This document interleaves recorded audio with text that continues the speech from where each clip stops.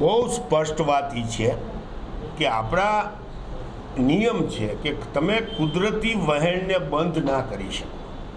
જે વર્ષોથી હોકળા હોય, જે પાણીનો કુદરતી વહેણ હોય, જે નિકાલ હોય, એ નિકાલને તમે બંધ કરીને ત્યાં તમે કોઈપણ જાતના પાણીના નિકાલની વ્યવસ્થા વગર બિલ્ડિંગો બાંધો તો એ પાણી ભરાઈને જવાનું ક્યાં?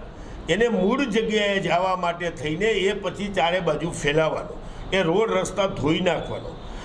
અમે તો સ્પષ્ટ કહી છીએ કે જાયગા ત્યાંથી સવાર જો તમારામાં તેવડ હોય, અમારું તો શાસન છે નહીં. હું ચેલેન્જ મારું છું કાંતિલાલ અમૃતિયાને અને ભારતીય જનતા પાર્ટીને, ભૂપેન્દ્રભાઈ પટેલને, તમારામાં તેવડ હોય તો મોરબીના ગેરકાયદેસર બાંધકામ થયા છે એ તમામ ડિમોલિશન કરવાનું ચાલુ કરો.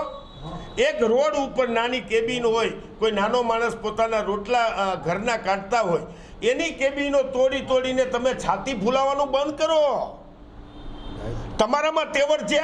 આવો હું તમને બતાવું. આટલા ગેરકાયદેસર બિલ્ડિંગો મોરબીમાં ઊભા છે જ્યાં પાણીનો નિકાલ કાયદા વગરના કરી નાખ્યા છે, જ્યાં પાર્કિંગની વ્યવસ્થા નથી અને બેખામ રીતે ખડકી દીધા છે.